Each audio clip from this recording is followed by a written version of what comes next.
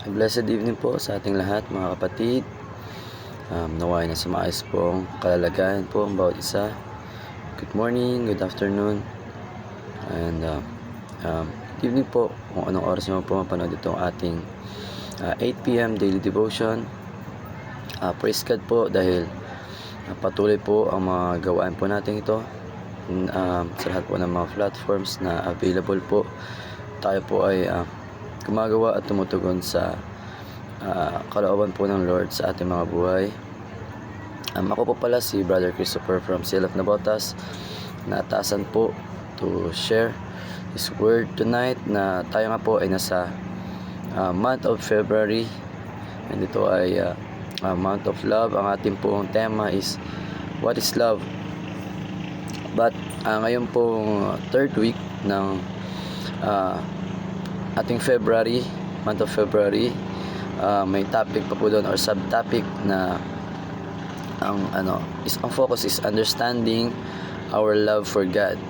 But at nang nabigay po sa akin na Bible verse ay makikita po sa Galatians chapter 2 verse 20. But before po yun, tayo po muna ay magsimula sa munting pag-aali po ng panalangin para sa ating Panginoon. Yes, Lord God, Lord Father, and Holy Spirit, we thank you for tonight, Lord God, at sa araw-araw mong paggabay po sa aming lahat, Lord God. Dalangin ko po, Panginoon, sa gabi pong ito, Ikaw lamang po, Panginoon, ang mag-lead sa inyo po lingkod as I share your word, Lord God. Naway tumimo ito sa puso po ng lahat na nakakarinig, Panginoon. It will lead us, Lord God, and affects us, Lord God. Make us realize, Lord, on how we should love, Lord God, and we should respond, Panginoon, sa love mo, Lord God, sa amin po, Lord God. Thank you, Lord God, and I ask wisdom, Lord, for me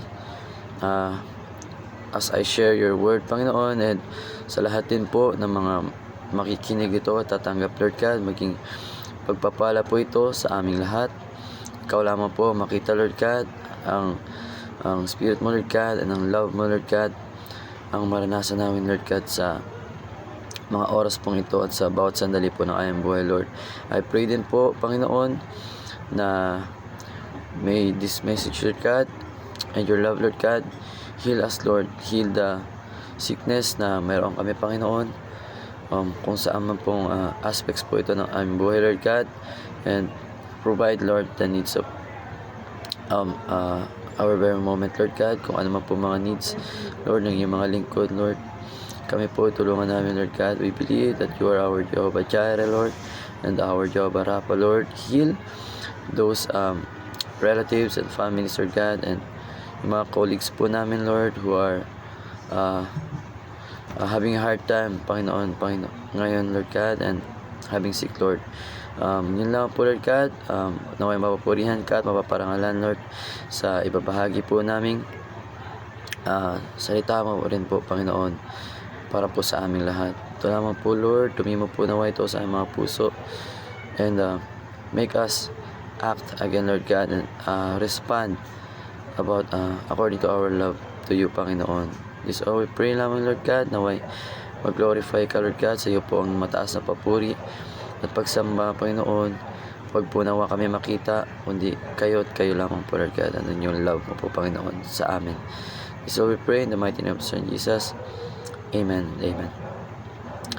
Yun po, ulitin ko lang po ang ating pong topic for the month of February is sagutin po natin kung what is love. And sa week 3, we're going to understand, or the topic po natin is understanding our love for God. At ang na-assign nga po sa akin is makikita po sa Book of Galatians chapter 2 verse 20. Sa NIV version po sabi, I have been crucified with Christ, and I no longer live, but Christ lives in me. The life I now live in the body, I live by faith in the Son of God, who loved me and gave himself for me. So tayo po, lahat ng mga Kristiyano, we acknowledge that, and we know, we declare that Jesus gave Himself for us. Diba? Merong ang ginawang sacrificial dito. So, for tonight, paano nga ba natin ito ma-relate? Let us explain kung ano muna yung mga unang pangyayari before ang verse po na ito. Sa ano dito, kung ano nga po ba yung nangyari. Doon po ang pangyayari po is si Paul po ang nagsalita dito, si Apostle Paul, dahil one time po nangyari, ito ay nangyari pa nung early church pa, mga early Christianity pa po, where Paul and Peter and Barnabas po, si Barnabas po yung kasama nila this time. And meron po kasing event na nagtuturo po si Paul and explain niya sa kanila na dapat we should not live by yung ano na commandments or yung mga utos na, kundi we live by faith. Dapat sumunod na tayo, di ba? Kasi ang nangyari nun, before kagaya ng event kay Jesus, di ba? Kumain siya, nakikipaghalubilo siya, or nakikisama siya kumain pag naman sa makasalanan. Ganun din po ang event dito, but yung katagalan na nung ino-observe na sila, binabantayan sila, marami nakatingin sa kanila. Ang nangyari dito kay Peter is iniwasan niya na po, kaya meron ng confrontation dito, little confrontation about nga sa event na yon, na sinabi ni Paul, diba, dapat hindi na dapat nabubuhay by commandment. Ano, dahil walang taong sige sa Tagalog, kaya hindi na ako ang nabubuhay ngayon, kundi si Kristo na ang nabubuhay sa akin. At ang buhay ko ngayon sa katawan ay kinabubuhay ko sa pamamagitan ng pananampalataya sa anak ng Diyos na nagmahal sa akin at naghandog ng kanyang sarili para sa akin. Ayan po. Sinabi rin po, pabalik po tayo sa Galatians pa rin po, chapter 2, verse 16, sa dulong part po ng verse 16, sapagkat walang taong pinapawalang sala sa pamamagitan ng pagsunod sa kautusan. Hindi naman daw po sa pagsunod ng kautusan tayo pinawalang sala, kundi sa pamamagitan po ng matay po ni Kristo, pag-sacrifice, or sa pamamagitan ng Kristo. Diba po tayo ay na-meet niya nung tayo makasalanan pa. Ayun po, even before pa tayo makasalanan, tayo po ay kinatagpo na po ng ating Panginoon. So, kung tayo po ay mag-i-stick doon sa practices lamang, sa commandments, and hindi by faith, na enough na yung faith natin sa sacrifices na ginawa po ng Panginoon, or one major sacrifice na ginawa ng ating Panginoon, where inano niya yung buhay niya, diba? Sinacrifice po para sa lahat ng pagkakasala natin. And in response to that, diba, grabe yung pag-ibig ng Diyos Ama sa atin, where yung life pa ng kanyang bugtong na anak is sinacrifice pa po para sa atin. Ano po ang maano natin in response to that? Diba po, dapat ang love natin sa Panginoon is hindi lamang yung pang ilan ng araw lang, diba? Kuwari, Sunday or even Saturday to Sunday, kung tayo man ay manggagawa ng Panginoon, we prepare, diba, for the Lord's Day, for Sunday, and yung faith andun, that's the day for our God na ibinibigay natin para sa Kanya. Kung Sunday or Saturday, Sunday, sabihin na natin, tayo po ay nagpe-praise the Lord, and tayo po ay lingkod ng Panginoon, na nakakilala na po, and we acknowledge na tayo po ay niligtas ng Panginoon through faith dahil sa kanyang sacrifice ng kanyang buhay para sa atin. Yun po yung nag-alis sa ating kasalanan. And in response to that, we sa kanyang love, we also love God. But here's example scenario na Sunday or Saturday Sunday we praise God, but following day or Monday to Friday we erase God, di ba? Praise God. Tapos halos 5 days of the week erase God. Grabe naman po yun. Ito po dapat ang maging natin, standard or in response natin. Sabi po ni Apostle Paul, sa kanya naman po ito, I have been crucified with Christ. Kasama daw po siya na ipinako. Yung niya, Tagalog, di ba? Kaya hindi na ako ang nabubuhay ngayon, kundi si Kristo na ang nabubuhay sa akin. Yan po, si Christ na daw ang nabubuhay sa kanya, kasi kasama na daw po siya na crucify doon. It's his sin. It talks about his past life. At ngayon naman, yun na ang nabubuhay sa kanya, di ba? Si Kristo na. So, paano po ba dapat tayo kung si Kristo na nabubuhay na sa atin? Dapat po yung mga fears at yung mga sins na yan ay wala na po sa ating mga buhay. Yun po. Ito po yung natin, yung some other yung mga praises na importante po doon sa verse po na yon ng Galatians chapter 2 verse 20. I have been crucified with Christ. Pinapahiwati po ng praise na ito ng yung pagkakilala natin sa pagkamatay ni Kristo. Sabi po doon, di ba? Dapat patay na po yung old self po natin, yung dati nating buhay, kasi kasama daw po yun yung old self po natin. Na ano po bang old self? Hindi po literally buong buhay Old self natin na sinful pa yung nature, tsaka yung mga desires po natin, napaka sinful pa and selfish. Dapat po kasama na po yun na namatay yung buhay po natin. Dapat po yun po ang ating response ng our love for God. And sabi pa nun, di ba? It's no longer I who live, but Christ lives in me. Ang sinasabi po ni Paul doon ay yung buhay niya daw is driven na ng Panginoon, bagong buhay, di ba? It's no longer I who live, but Christ in me. Kung Christ lives in us, or siya na yung nagpo-control ng buhay natin, dapat po, di ba, siya na yung driver. Kung sino nagko-control ng manobela, siya na po yun, ang Panginoon na po yun.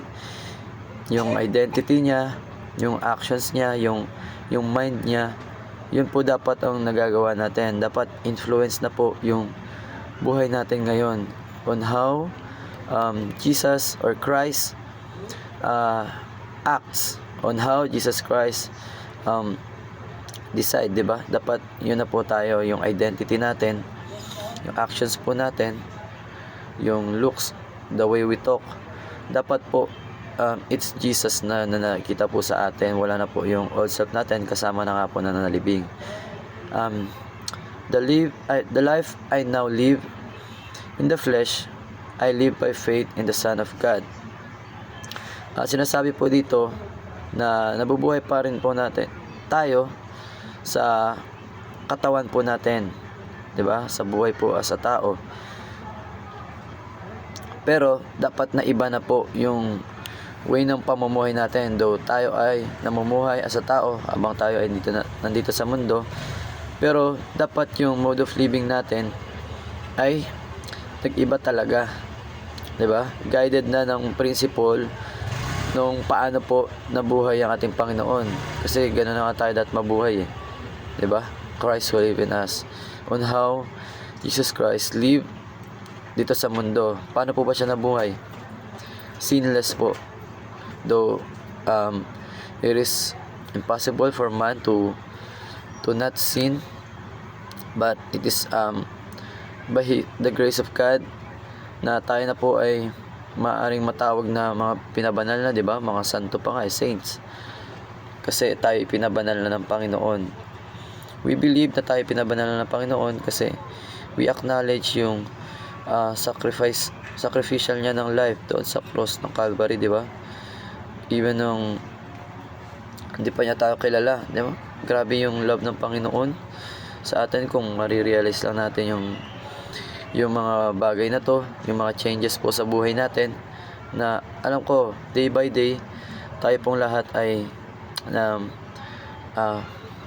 nagsisimikap na mamuhay po ayon sa paano po namuhay ang ating Panginoong Jesus. Kaya ito po, patuloy lamang po tayo sa buhay po natin ngayon. Ito nga po, yung sa dulo, who loved me and gave himself for me. Dulo po ito na line ng verse po ng Galatians chapter 2 verse 20. Sabi po, ng sakripisyo daw ni Jesus ay nagmo-motivate sa atin na dapat yung bagong buhay natin is rooted na po sa pag-ibig, 'di ba?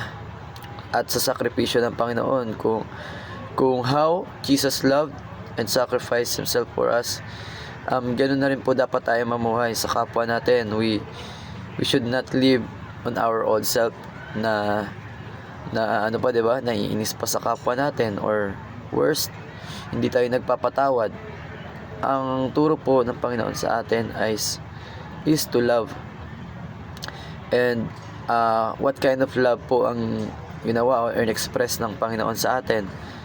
Yung kind ng love na sacrificial po para sa atin, even sa mga hindi natin nakikilala, 'di ba? Kasi ang mga tao hirap mag-love, pero alam ko po na tayong mga nakilala sa Panginoon, tayong mga lingkod niya, pinapadali ng Panginoon para sa atin to love others or to love our neighbor even they are not lovable. Diba po, ganun po ang tingin natin dati sa mga kaaway natin, yung tipong sa sobrang lala ng ginawa nila ay wala na pong kapatawaran yun. But we do not realize, abang tayo po'y napapalapit sa Panginoon, tayo po'y tumutugon sa Kanya, nawawala na po yung heart natin na matigas, na hindi willing magpatawad or hindi willing umunawa sa kapwa natin. But as we grow deeper yung relationship natin sa Panginoon, yun po, nagkakaroon ng changes po sa atin, and that's our response ng our love for God, 'di ba?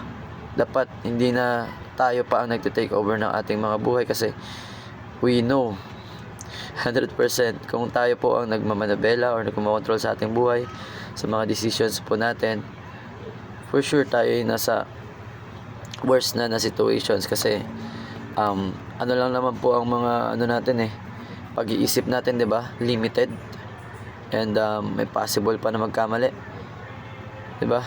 Ito po yung mga cross references nung verse po na ito. Sabi po sa Romans chapter 6 verse 6, ito lang po yung parang pag-iisip doon na our old self was crucified with Him, 'di ba? Dapat po patay na po yung dating buhay natin, but Christ living in us.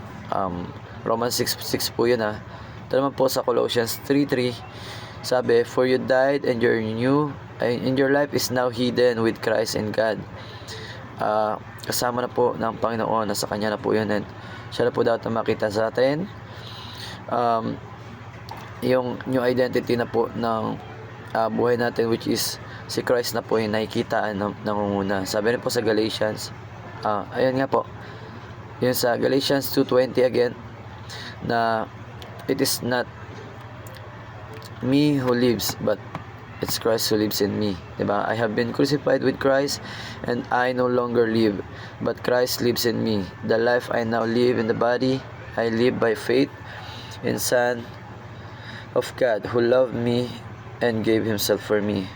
Yun po, may mga times na struggling, or we do not realize na we live on our own pa rin, but let us all be reminded and guided na this is how we should respond po.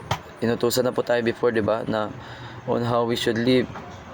Dapat si Kristo na po ang nagli-lead. We seek Him more and more every day of our lives, diba? We acknowledge Him every single day, hour, and minutes of our life, seconds, even seconds. But we fail sa bagay po na ito.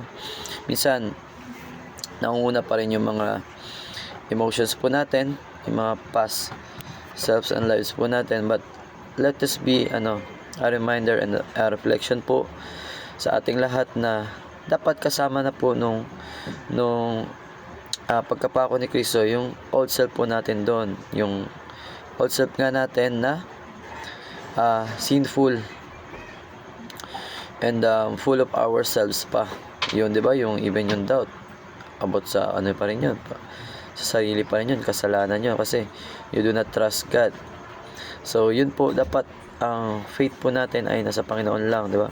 Dapat it is Christ na who lives in us.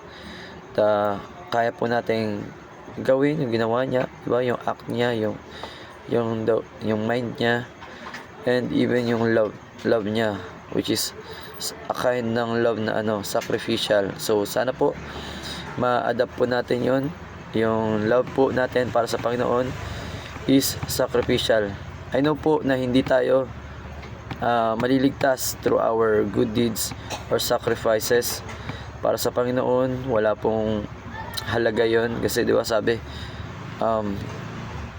hindi po tayo naliligtas sa ating mga mabubuting gawa. Lahat po yan ang sacrifices natin. That is not the key for our salvation.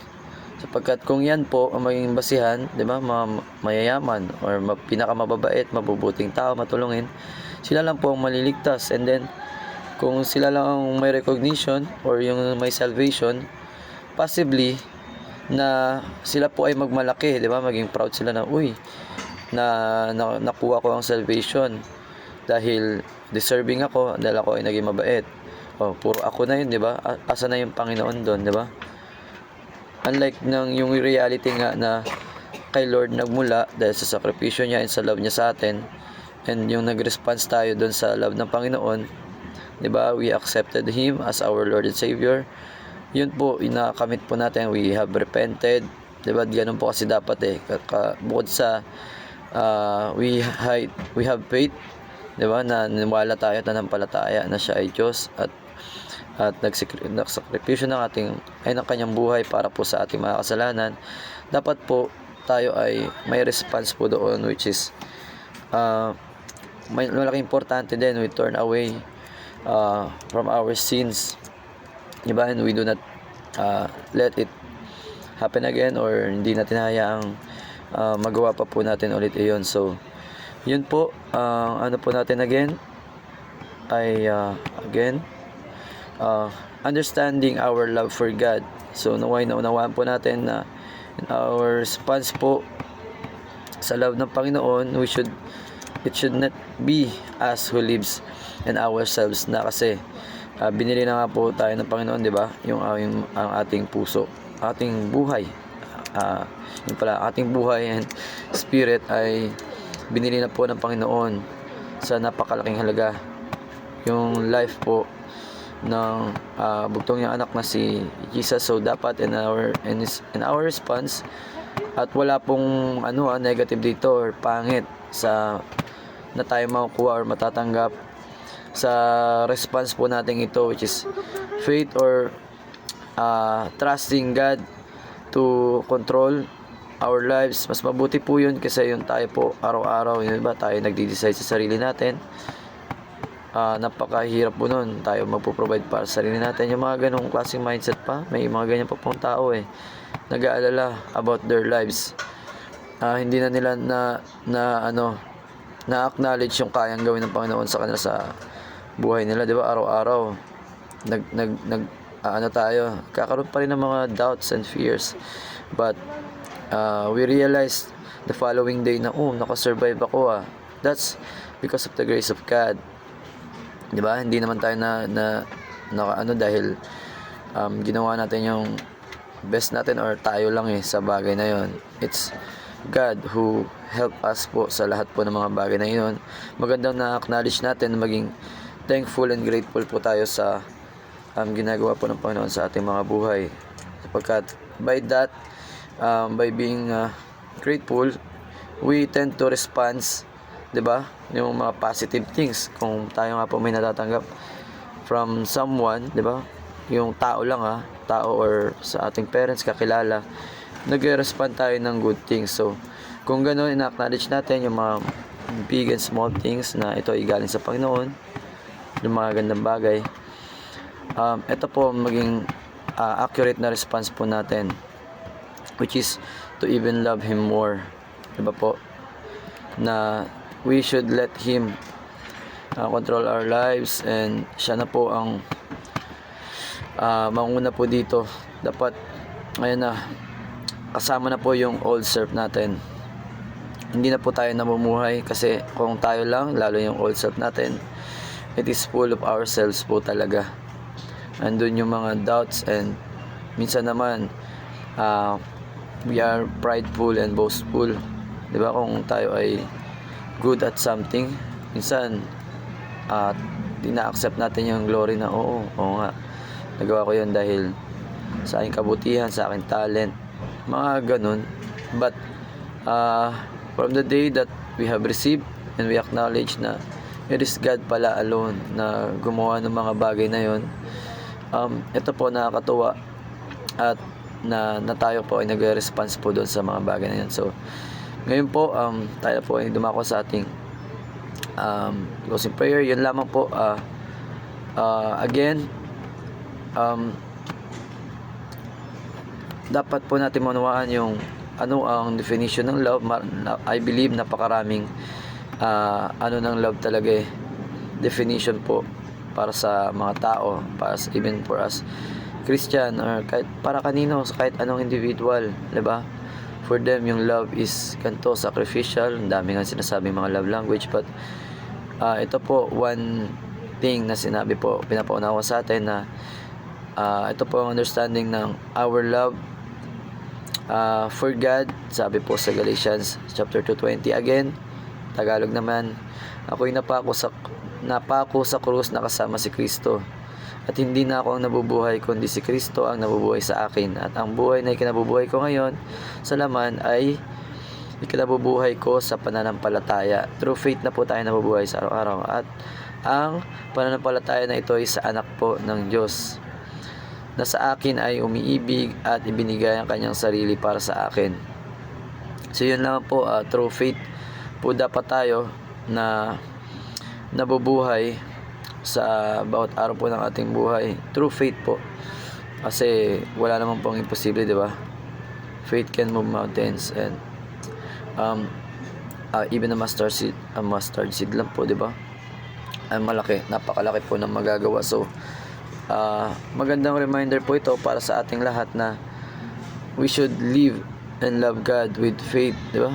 Minsan nagla-love lang ang mga tao pala sa usually, kahit nga mga nakikita na nila, nakakasama nila, hindi nila magawang mahalin.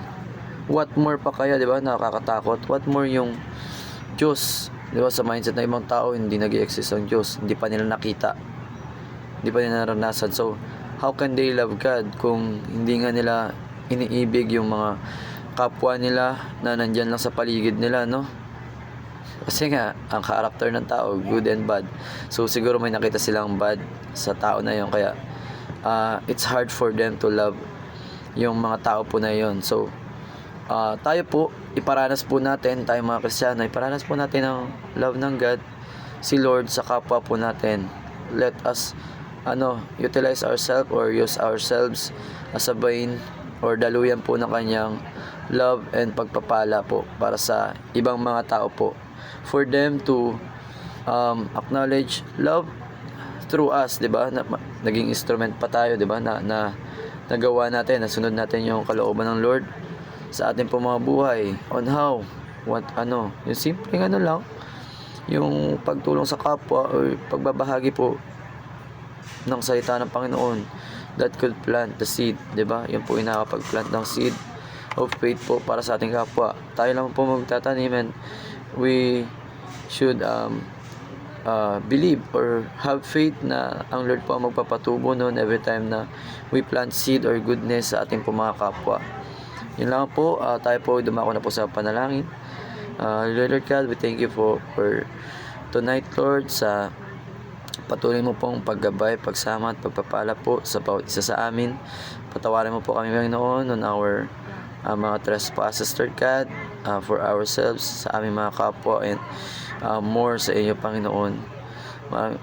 Patawad po, Lord God, for not acknowledging you and what you have already did, Lord God, sa cross, Lord God. Nakakalimutan po namin sa mga bagay nito. We doubt for our salvation, Lord God, and even sa aming kapwa, Lord, without yung kakayanan po na ibinigay mo sa amin, Lord God, the salvation nga po, Panginoon. Forgive us, Lord, and we thank you, Lord God, sa bawat araw po, Lord God, na ikaw po ang Diyos na nagkakontrol sa lahat po ng mga situations po ng aming buhay, Lord. Even sa mga times na akala namin wala na pong labasan, Lord God, wala na pong butas, Lord, wala nang hope, but still nagagawa po namin maka-survive and surpass pa po sa mga bagay po ito. We continue to live for you pa rin, Panginoon. Even meron kami mga pagbagsak, Lord God, or downfalls, Panginoon, sa aming faith po sa inyo, Lord God. Meron kami mga inconsistency, Lord God, in our faith, Panginoon, but still you are good and you love us, Panginoon. Kaya we ask and we thank you, Lord God. We also ask na patuloy mo po kami pagtibayan, Lord God, sa mga situations po. We are in the end times, Lord God. Napakaraming mga challenges sa paligid, Lord. Even ang mga tao po sa paligid namin, the enemy uses them, Lord. And even kami minsan din namin na-realize sa aming mga kapwa, Lord God. Thank you po for reminding us through your words, Panginoon. May magawa namin, Lord, na truly every day of our lives, Lord God, mag-meditate po kami dito, Lord, so that we could live and apply it on our lives, Panginoon. Yun lamang po, Lord God. We thank you. We acknowledge your presence in our lives, your goodness, Panginoon, sa bawat araw po. That's why we thank you. And sa iyo po ang lahat ng papuri, salamat, and yung worship, Lord God, yung pagsamba sa tayong pangalan lamang po ng iyong anak na Jesus. Amen. Amen. Bye-bye po, kapatid.